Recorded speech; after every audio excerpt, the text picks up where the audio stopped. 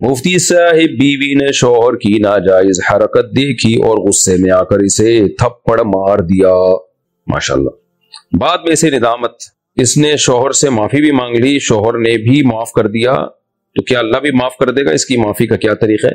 ख्वाब में अपने शौहर की बार बार किसी से शादी देखने की क्या ताबीर है? आपके शौहर या तो मेरी 4 शादियों वाली किताब पढ़ रहे हैं और आपको पता चल गया है, तो अब आपके दिमाग में एक बात बैठ गई है कि मेरे शौहर शादी करेंगे। तो देखें, ख्वाब जो हमें आता है ना, वो जो हम दिन भर सोच रहे होते हैं, जो हमारे दिमाग में कोई सुई अटक गई होती है, तो ज्यादातर 99% ख्वाब फिर ऐसे ही होते हैं, वही चीज ख्वाब में आना शुरू हो जाती है। तो ये आपके शौहर का मसला कम है, आपका मसला ज्यादा है। आप दिमाग से निकाल दें कि आपके शौहर दूसरी शादी करेंगे। बहुत कम लोगों के, औरतों के शौहर होते हैं जो दूसरी शादी करते हैं, तो और अगर मुकद्दर में लिखा है तो करके छोड़ेंगे। तो इसलिए आप इस पे सोचना छोड़ दें, तो इंशाल्लाह ख्वाब आना भी बंद हो जाएंगे। तो सोचना, और आ रहे ख्वाब तो आने दें, उनको लिफ्ट नहीं कराएं, खुद ही बंद हो जाएंगे। ख्वाबों को ज्यादा लिफ्ट कराएंगी तो बार बार वो ख्वाब रिपीट होगा। और दूसरी बात यह कि ये जाहिर है औरत को टेंशन होती है ख्वाब में अपने शौहर की शादी देखने से। तो टेंशन वाले ख्वाब ज्यादातर जब आते हैं जब आप रात को आपका पेट भारी होता है या आपको पहले से कोई टेंशन होती है। तो अब टेंशन का इलाज तो साइकोलॉजिस्ट या साइकेट्रिस्ट वगैरह ही बताएंगे, लेकिन मैं पेट का इलाज हल्का फुल्का बता देता हूं कि रात को खाना आप हल्का खाएं, पेट में गैस ना हो और चित ना लेटें। खवातीन जब चित लेटती हैं और रात को पेट में गैस होती है, करवट के बल लेटा करें। पेट में गैस होती है तो फिर उनको शौहर की कभी दूसरी शादी आ रही होती है ख्वाब में, कभी सास जो है वो सांप की शक्ल में और नंदे छिपकलियों की शक्ल में, ये सब चीजें होती हैं। तो इसके लिए कि रात को पेट को हल्का रखें और करवट के बल सोएं, तो इंशाल्लाह ये फिर ख्वाब खत्म हो जाएंगे आपके। अगर लड़की के वालिदैन रिश्ते से ये कहकर इनकार कर रहे हो कि लड़का खूबसूरत नहीं है और लड़की का दिल कहीं और लगता नहीं है, तो क्या वालिदैन ठीक कर रहे हैं? अगर लड़का खूबसूरत नहीं है और इस बेस पे वालिदैन इनकार कर रहे हैं, तो आपकी लड़की अगर बहुत ही हसीना है तो ठीक है, फिर ये बेस मजबूत है। लेकिन जब लड़की को वो सही लग रहा है तो फिर जब मियां बीवी राजी तो क्या करेगा काजी? ये बिल्कुल ऐसा ही है, दाल पक के आ गई। और हमारे साथ तो दावतों में ऐसा होता है, एक तरफ भिंडी दाल रखी हुई है, दाल चावल, उधर जो है वो गोश्त का कोई बड़ा जबरदस्त सा खाना बना हुआ होता है। बाज़ब हमें दाल पसंद आ रही होती है, दाल चावल पसंद आ रहे होते हैं, लोग कहते हैं नहीं ये खाएं भाई, जिसने खाना है उसकी पसंद का एतबार होगा ना। उसको अगर दाल पसंद आ रही है गोश्त छोड़ के, तो फिर उसको खा ले दो दाल। तो अगर लड़का बदसूरत है, माँ बाप को अच्छा नहीं लग रहा, लेकिन उनकी बेटी को अच्छा लग रहा है, तो बेटी को जब अच्छा लग रहा है तो फिर आपको क्या मसला है उसमें? ये फजूल किस्म की बातें होती है। अल्लाह माँ बाप को हिदायत दे। तो बेटी को जब अच्छा लग रहा है वो, तो फिर जैसा भी हो, तो बेटी का हेडेक है वो। इसलिए इस बेस पे फिर वालिदैन के लिए इनकार करना ठीक अमल नहीं है। निकाह नामे पे लड़की का साइन लेने से क्या इजाजत हो जाती है, या लड़की से अलग से पूछना जरूरी है कि कबूल है या नहीं? निकाह नामे पे कुछ भी नहीं लिखा हुआ होता, कोई इजाजत के अल्फाज भी नहीं होते, इजाब कबूल के अल्फाज भी नहीं होते, लिहाजा निकाह नामे पे साइन करने से कुछ भी नहीं होता। हाँ, अगर लड़की से पूछा गया कि हम तुम्हारा निकाह फलां से करा रहे हैं, तुम्हारी तरफ से इजाजत है, ये पूछने के फौरन बाद लड़की ने साइन कर दिए निकाह नामे पे, तो ये साइन दलालतन इजाजत समझे जाएंगे, भाई ये राजी है। राजी ना होती तो साइन ना करती। तो ये अगर सवाल किया गया था लड़की से और उसके जवाब में लड़की ने साइन किए, या जबान से हाँ कह दिया, या खामोश रह गई कंवारी लड़की, अगर बाप उससे पूछे या भाई पूछे और वो खामोश रहे, तो ये खामोशी भी इसकी दलील है कि ये राजी है। हाँ, अब्बा के अलावा कोई और अगर पूछता है, कोई नामहरम बंदा आके पूछता है, तो फिर खामोशी इजाजत नहीं है, खूब समझ रहे हैं। फिर लड़की मुंह से बोलेगी तो इजाजत समझी जाएगी। तो इसलिए निकाह नामे पे साइन, अगर लड़की से ये सवाल किया था कि आप इस निकाह पे राजी हैं, हम आपका फला से निकाह करा रहे हैं, और वो जवाब में साइन कर दे, तो ये साइन करना तो इजाजत समझा जाएगा। वरना अगर वैसे ही कोई साइन कर देती है तो इस साइन करने को इजाजत नहीं समझा जाएगा, ना इससे निकाह होता है। मुफ्ती साहिब बीवी ने शौहर की नाजायज हरकत देखी और गुस्से में आकर इसे थप्पड़ मार दिया। माशाल्लाह। बाद में इसे निदामत, इसने शौहर से माफी भी मांग ली, शौहर ने भी माफ कर दिया। तो क्या अल्लाह भी माफ कर देगा? इसकी माफी का क्या तरीका है? नाजायज हरकत देखी तो शौहर को भी चाहिए अल्लाह से तौबा इस्तिगफार करे।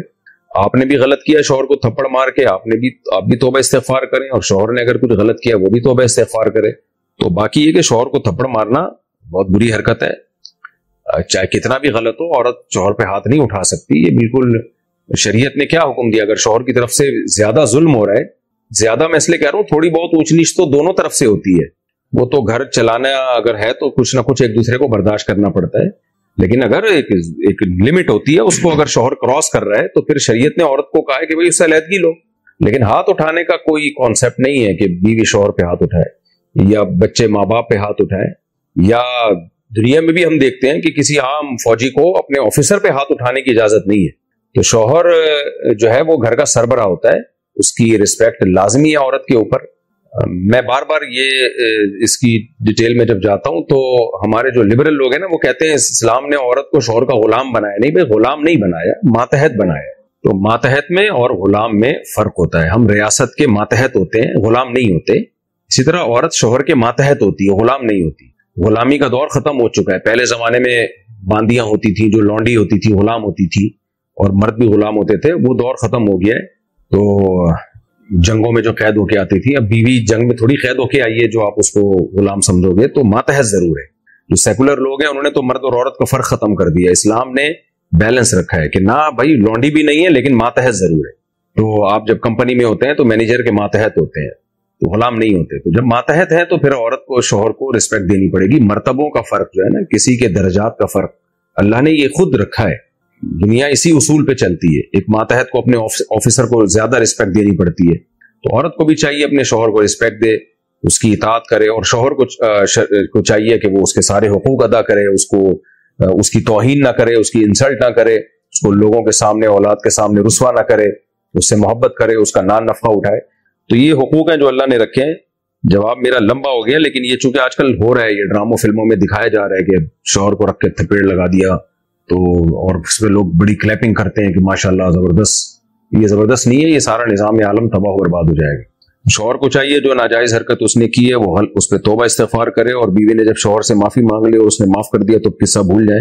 ایک ہی چیز کو لے کے بیٹھے رہنا بھی ٹھیک نہیں ہوتا، بعض لوگوں سے غلطی ہوتی ہے تو پوری زندگی اسی پہ سوچتے رہتے ہیں، تو یہ بھی ایک بیماری ہے ایک طرح کی۔ بس غلطی ہو گئی، سوری ہو گیا، معافی ہو گئی، ختم، بھول جائیں اس کو۔ مولوی لوگ کبھی کہتے ہیں کہ نبی کی ہر بات پہ عمل کرنا چاہیے، اور کبھی کہتے ہیں کہ وقت کے ساتھ یہ مسئلہ تبدیل ہو گیا ہے، یہ کیا بات ہے؟ دیکھیں یہ اصول فقہ کا موضوع ہے۔ فقہ کہتے ہیں قرآن اور حدیث سے جو مسائل نکالے ہیں علماء کرام نے، فقہاء کرام نے، اور اصول فقہ کہتے ہیں کن اصولوں کو سامنے رکھ کے قرآن و سنت سے مسائل نکالے جاتے ہیں۔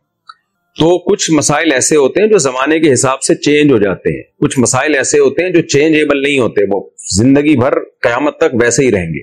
تو یہ شریعت ہمیں خود بتا دیتی ہے کہ کچھ احکام ایسے ہیں جو شریعت میں مقصود ہیں، جیسے نماز ہے، حج ہے، زکوٰۃ ہے، اسی طرح داڑھی رکھنے کا حکم دیا، یہ چینجیبل نہیں ہے۔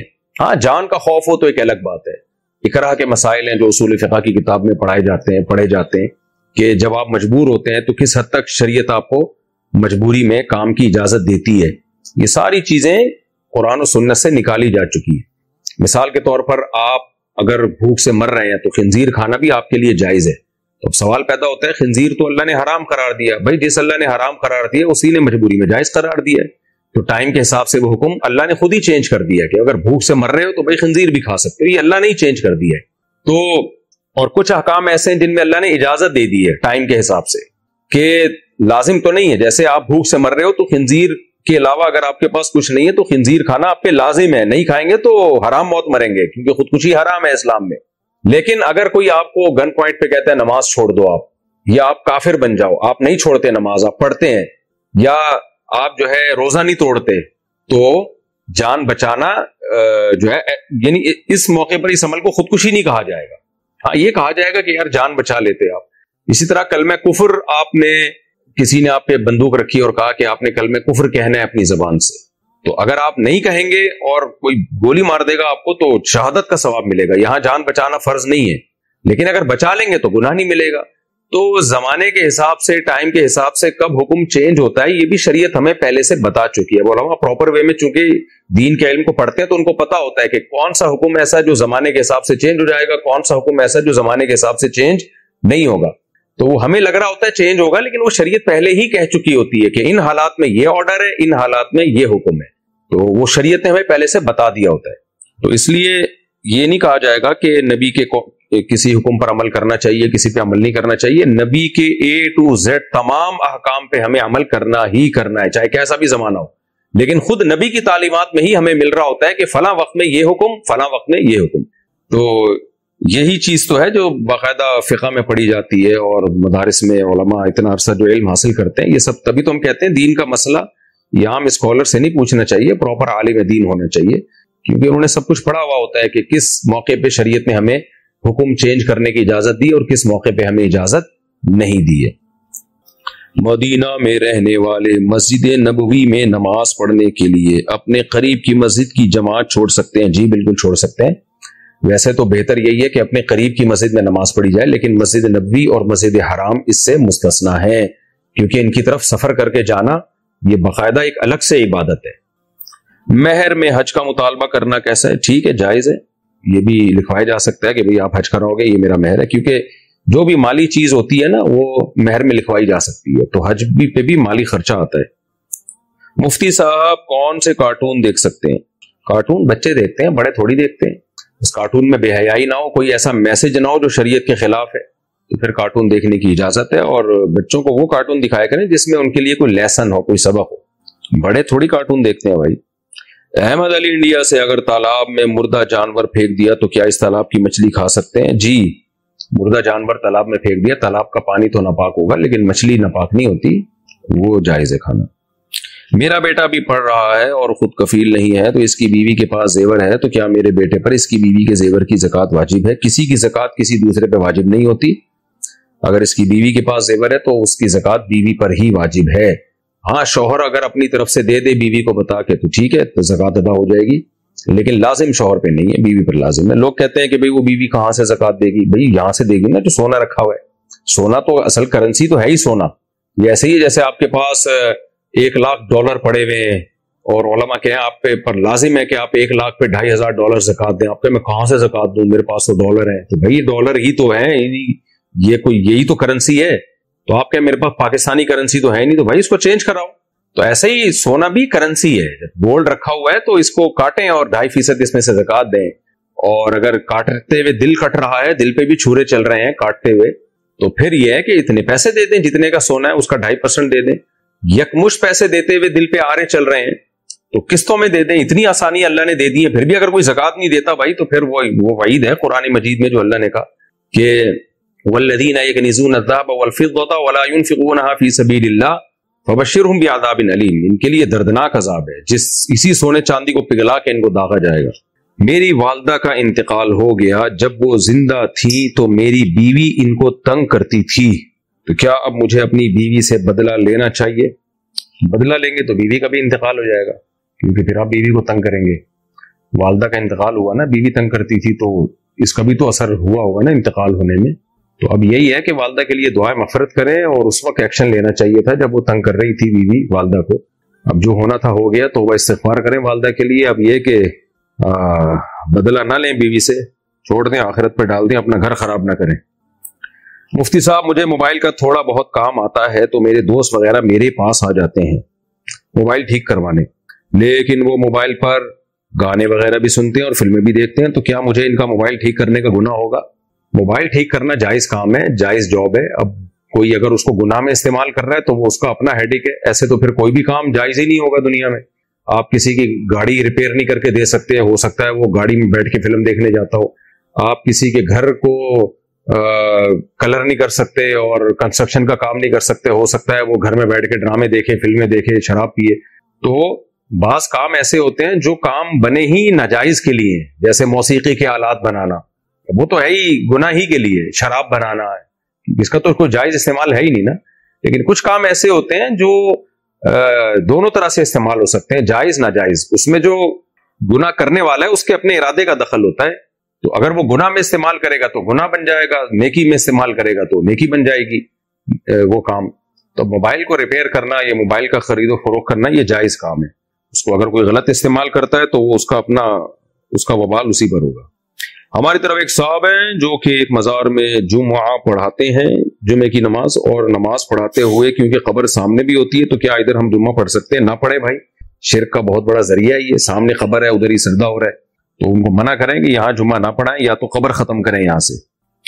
زرافہ اور گلہری کھا سکتے ہیں یا نہیں؟ گلہری تو حشرات الارض میں ہی آتی ہے، چھپکلی کی اور گرگٹ کی قسم میں. تو یہ جائز نہیں ہے. البتہ زرافہ جائز ہے, تو حلال جانوروں میں سے ہے, لیکن کھائے گا کون؟ آپ ذرا جائیں افریقہ میں, ایک زرافے کو شہید کرنے کی کوشش تو کریں. اتنا بھاری جرمانہ ہے کہ آپ کی نسلیں بکرا کھانے کے قابل نہیں رہیں گی, دمبا کھانے کے قابل نہیں رہیں گی, اس لیے یہ تجربہ نہ کریں آپ. باقی حلال جانور ہے.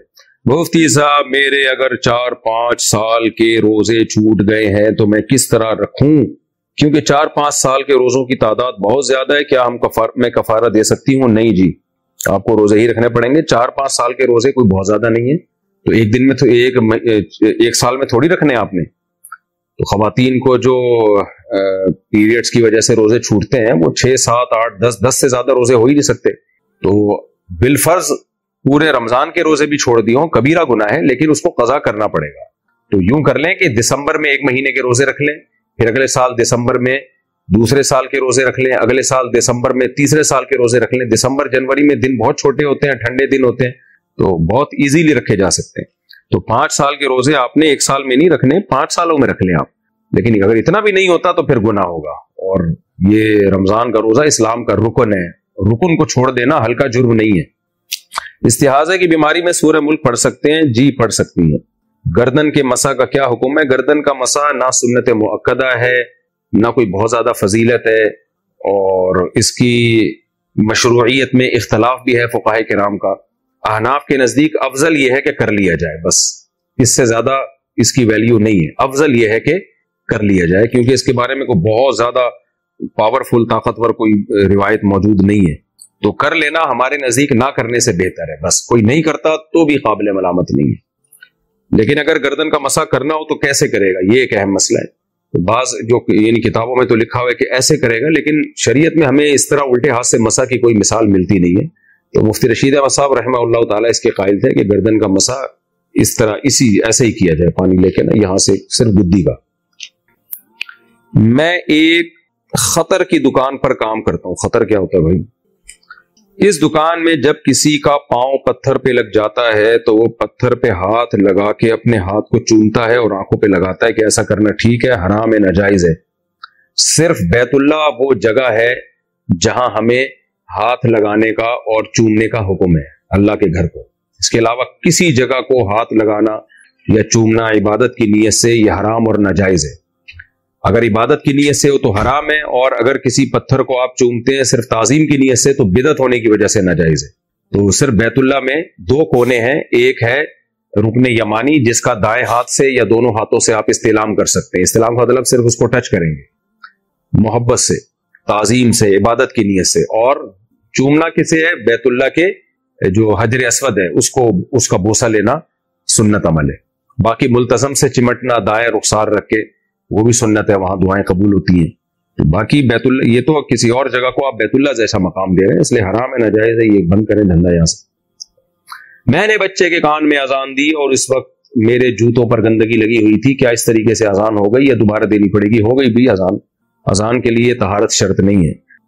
اگر خواتین کو گھر میں جو مائک کی آواز آتی ہے تو کیا خطبے کے وقت ان کو بھی خاموش رہنا واجب ہے؟ نہیں, ان کو خاموش رہنا واجب نہیں ہے.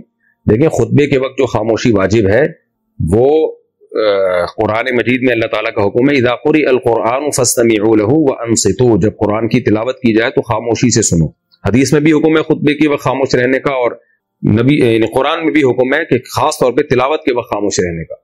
تو اس آیت کی تفسیر میں بہت سارے اقوال ہیں. بعض نے کہا اس سے خطبے کی آیتیں مراد ہیں, بعض نے کہا جب نماز میں امام تلاوت کرے تو پھر مقتدی خاموش رہیں. لیکن اصل بات یہ ہے کہ یہ سب اس سے مراد ہے. تو جب بھی تلاوت سنانے کی نیت سے کی جائے گی تو اس مجلس میں جو لوگ بیٹھے ہوں گے ان پر واجب ہوگا کہ وہ سنیں. خواتین چونکہ خطبے کی مجلس میں نہیں ہوتی اس لیے ان پر واجب نہیں ہوتا, یا جو گھروں میں ہیں ان پر واجب نہیں ہوتا. جہاں بھی تلاوت کی محفل لگے گی, جن کو سنانے کے لیے وہ قرآن پڑھا جا رہا ہے اور وہ وہاں مجلس میں موجود ہیں, ان پر واجب ہوگا کہ وہ قرآن سنیں تو قرآن کی آیت کی روشنی میں. اسی وجہ سے ہم کہتے ہیں کہ امام جب تلاوت کرتا ہے تو مقتدیوں پر خاموشی سے سننا واجب ہے, اس کو اپنے الفاظ میں ریپیٹ کرنا قرآن کی اس آیت کی روشنی میں جائز نہیں ہے, کیونکہ وہاں بھی ایک قرات کی محفل ہے نماز جو ہے, کیونکہ امام پڑھتا ہے مقتدیوں کو سنانے کے لیے. تو خطبے میں بھی یہی ہے کہ جو وہاں بیٹھے ہیں ان پر تو واجب ہے, جو گھروں میں اگر کسی کے کان میں آواز پہنچ رہی ہے تو اس پر واجب نہیں ہے. ہاتھ میں بریسلیٹ پہننا لڑکوں کے لیے جائز ہے؟ کوئی بھی دھات کی چیز بطور زیور کے مردوں کے لیے پہننا جائز نہیں ہے. جو زیور کے طور پر، بریسلٹ تو زیور کے طور پہ ہی پہنا جاتا ہے، تو جائز نہیں ہے. صرف مرد کے لیے چاندی کی انگوٹھی جائز ہے، باقی سونے کی انگوٹھی بھی جائز نہیں ہے، اور انگوٹھی کے علاوہ چاندی کسی اور طرح سے زیور کے طور پہ استعمال کرنا بھی جائز نہیں. اس لیے مردوں کو چاہیے اس چیز سے بچیں. تو جو اللہ کے حکام ہے بھائی دل و جان سے قبول کرو. ہمیں بھی تو کچھ حکام ایسے ہیں جو ہمارا دل نہیں چاہتا عمل کرنے پر. میں مفتی ہوں لیکن دل نہیں چاہتا، لیکن ہم کہتے ہیں بھائی شریعت میں کیا ہے. ایسا ہی ہے. اب ایک مثال دے دیتا ہوں. میرا 5ویں کا بھی دل چاہتا ہے. ایک صاحب مجھ سے بحث کرنے لگے، میرے پاس آئے، مجھے بحث کرنے لگے، کہنے لگے قرآن میں آتا ہے فن کے ہو ما طاب. ایک عربی نے بحث کی مجھ سے، عربی، سعودی عرب گیا نا، وہاں ایک عربی نے، اس نے کہا قرآن کہتا ہے ما طاب لکم من النساء مثنی و ثلاث و رباع، 2 2 3 3 اور 4 4 سے کرو. وہ مجھ سے بحث کرنے لگا، کہہ رہے 4 سے زیادہ بھی جائز ہے. میں نے کہا پاگل ہو گیا ہوگا بھائی، عربی میں بات چیت ہو رہی ہے. میں نے کہا پاگل ہو گیا. اب ہم تو وہ والے کراچی والا اسٹائل، وہ سعودی، وہ جو ان کی عربی تو ویسے ہی فارغ ہے، ہماری سمجھ میں ہی نہیں آتی. تو جو مجھے جتنی عربی میں ان کو سمجھا سکتا تھا، میں نے کہا بھائی یہ ایسا نہیں ہوتا، اجماع امت ہے. کہہ رہے نہیں قرآن کی آیت کا ترجمہ کرو. میں نے کہا 2 2 3 3، کہہ رہے اس میں تو تکرار ہے. 2 2 کا مطلب 4، 3 3 کا مطلب 6، 4 4 کا مطلب 8، 8 6 اور 4 کو جمع کرو، 8 9 10 11 12 13 14 15 16 17 18 شادیاں کرو. سمجھ میں آ رہی ہے؟ ہر آدمی منجن بیچ رہا ہے.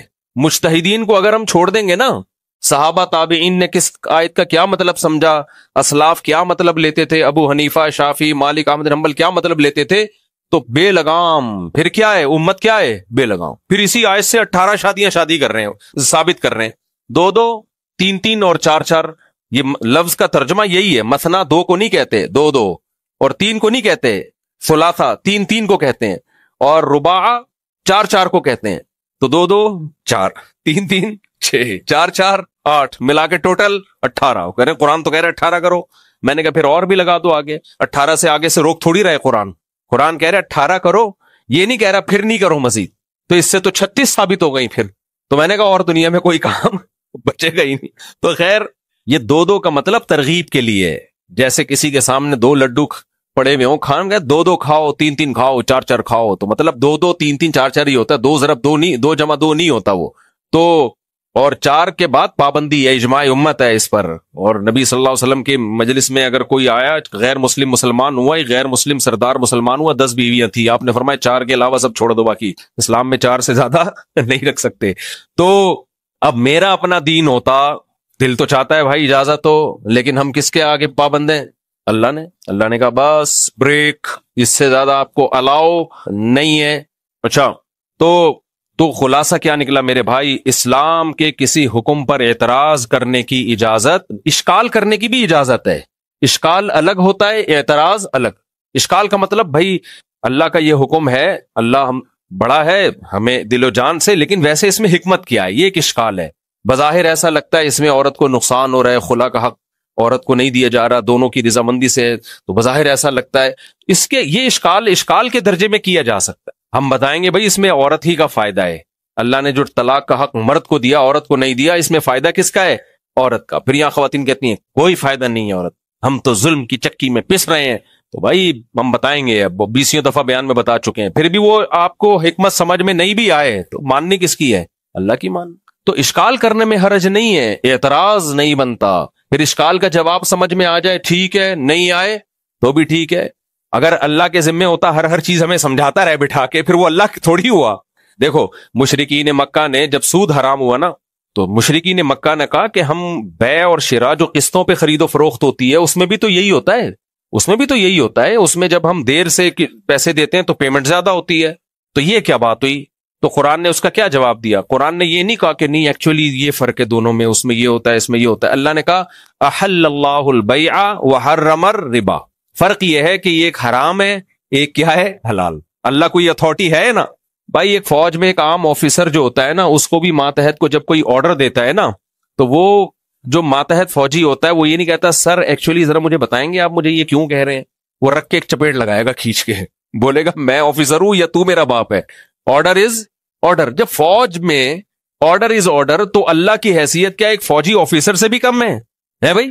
ایس ایچ او آ جائے آپ کو اٹھانے کے لیے اور کہ آپ ایمبولینس وہ اس میں بیٹھے، سوری وہ ایمبولینس ہی لگ رہی ہوتی ہے آج کل، وہ موبائل میں بیٹھے ہیں آپ، بلکہ وہ ایسی ایمبولینس ہوتی ہے کہ اس کو علاج کی ضرورت ہوتی ہے، یعنی وہ ایمبولینس میں اس کو لے جانا زیادہ ہو جائے گا، پولیس والے ناراض ہوتے ہیں۔ تو کیا ہے، ایس ایچ او صاحب آئے، بولیں گاڑی میں بیٹھے، سر وجہ تو بتائیں آپ، بیٹا تھانے میں چل کے بات ہوگی۔ نہیں سر آپ کائنڈلی، اس کو یہ اتھارٹی ہوتی ہے اٹھائے اور تھانے میں لے جائے، وجہ بتا دے، اس کی مہربانی، نہیں بتائے تو بھی وہ پابند نہیں ہوتا، وہ کہ تھانے میں بات ہوگی۔ تو بھائی اللہ کو اتنا تو حق دے دو کہ اگر وہ کوئی آرڈر دیتا ہے وہ، تو ہم نے بہرحال اس آرڈر کو ماننا ہے، ہمارے پاس نو کا آپشن نہیں ہے۔ تو یہ جو قد سمع اللہ قول التی کی پہلی آیت سے ہمیں پتہ چلا، جب پیغمبر صلی اللہ علیہ وسلم کے پاس اتھارٹی نہیں ہے، ہمارے نبی کو بھی تو اس خاتون پہ ترس آ رہا ہوگا نا، لیکن اللہ نے آسمان سے آیتیں نازل کی، اس خاتون کا اتنا بڑا مقام، اب آیتیں آسمان سے نازل نہیں ہو سکتی۔ اب اگر کسی نے 3 طلاقیں دے دیں، گھر اجڑ رہا ہے، تو مفتی کو بھی رونا آتا ہے، شوہر کو بھی رونا آ رہا ہے، بیگم کو بھی رونا آ رہا ہے۔ اب ہم انتظار کریں کہ آسمان سے اس کے لیے اسپیشل آیتیں اتریں گی، بھائی فلاں سیکٹر 10 نارتھ کراچی کے فلاں گھر میں خاتون کے بچے چونکہ زیادہ ہیں لہذا اس کی طلاق نہیں ہوئی ہے۔ تو اب ایسا ہو سکتا نہیں ہے، اللہ نے طلاق کے حکام قرآن میں نازل کر دیے، حدیث میں نازل ہو گئے، اب ہمارے پاس اس میں بحث مباحثے کا آپشن نہیں ہے۔ اللہ اپنے قانون کو چینج نہیں کرے گا، لہذا ہمیں چاہیے کہ ہم اپنے آپ کو چینج کر لیں۔ ہم اپنے آپ کو کیسے چینج کریں؟ زبان پہ تالا لگا دیں، سمجھ رہے ہو کیا لگا دیں زبان پہ؟ تالا۔ جس دن شادی ہوئی ہے اسی دن عزم کر لیں سب کچھ زبان سے نکلے گا سوائے ڈیورس اور طلاق کے لفظ کے، بس۔ تو اب ہم نے کنٹرول کرنا ہے اپنے آپ پر، اللہ کو ہم چینج بولو نہیں کر سکتے۔ ایک مثال دے کے بس آگے چلتا ہوں۔ اس کی مثال ایسے ہے جیسے ایک صاحب مجھے کہنے لگے دوسری شادی میں یہ نقصان، یہ نقصان، یہ پرابلم، فلانی پرابلم، ڈمکانی پرابلم، مہنگائی وغیرہ۔ میں نے کہا اگر اللہ ہمارے اس جذبے سے، ہمارے ان اشکالات سے متاثر ہو کر لڑکیاں پیدا کرنا چھوڑ دیں کہ چونکہ ایک آدمی آج کل 2 بیویاں افورڈ نہیں کر سکتا، تو لہذا مرد اور عورتوں کا ریشو میں کیا کرو کہ برابر رکھو اور مردوں کو موت کم دو۔ حادثاتی موت مردوں میں زیادہ ہے، مردوں میں موت کا ریشو کیا ہے؟ رنڈوے کم ہوتے ہیں، بیوہ زیادہ ہوتی ہیں، یہ رپورٹ ہے۔ یہ رنڈووں سے جا کے پوچھو، بہت کم ملیں گے آپ کو، بیوہ عورتیں بھری، مرد زیادہ مرتے ہیں نا حادثے میں، شہادتوں میں، بم دھماکوں میں۔ اللہ ہم سب کو حفاظت میں رکھے، ایسا نہ ہو۔ باقی آگے ہم چلتے ہیں۔ تو اب اللہ اپنا قانون اگر مہنگائی کی وجہ سے چینج کر رہا ہے تو ٹھیک ہے، لیکن اللہ نہیں چینج کر، تو ہمیں پھر اس کے حساب سے اپنے آپ کو ایڈجسٹ کرنا پڑے گا۔ تو اللہ عورتوں کی پیدائش چھوڑ دے تو ٹھیک ہے، اللہ تو پیدا کرتے چلا جا رہا ہے اور بڑھے گی یہ قرب قیامت میں۔ جب بڑھے گی تو بھائی ہم نے اپنے آپ کو فطرت کے حساب سے ایڈجسٹ کرنا ہے، فطرت کو اپنے حساب سے ہم چینج نہیں کر سکتے۔ اور ایسے ہی ہے جیسے بارش سے کسی غریب کا گھر اگر ٹوٹ رہا ہے تو ہم کیا کہیں گے غریب کو؟ یا اللہ کو کہیں گے اللہ بارش برسانے سے پہلے دیکھا کر کہ ڈیفنس میں برسا دے اور جھگیوں میں نہ برسا، ان بیچاروں کا بڑا نقصان ہوتا ہے۔ تو اللہ کہے گا بارش برسنا ایک فطری عمل ہے، ہزاروں سال سے ہے۔ بارش نہیں دیکھتی کہ غریب کے کچے گھر پہ آ رہی ہے یا ڈیفنس کی بنگلے پہ آ رہی ہے۔ غریب کو اپنے آپ کو بارش کے حساب سے ایڈجسٹ کرنا پڑے گا۔ غریب کو اپنا گھر بنانے سے پہلے سوچنا پڑے گا کہ یہ جگہ گھر کے لیے سوٹیبل ہے یا نہیں۔ فطرت ترس نہیں کھاتی میرے بھائی، وہ جب بارش برساتی ہے تو امیر غریب کا فرق کیے بغیر برساتی ہے۔ اس میں یہ کہنا کہ اللہ بارش کیوں برس رہی ہے، غریبوں کے گھر تباہ ہو رہے ہیں، بھائی غریب کو پہلے خیال کرنا پڑے گا، ایسی جگہ گھر نہ بناؤ جو بارش سے نہیں آئے گی، تم لوگ کی سمجھ میں نہیں آئے گی، تباہ نہ ہو جائے۔ مکمل کر لیتا ہوں جملہ، آگے چلتے ہیں ہم غریبوں، آگے چلتے ہیں ہم۔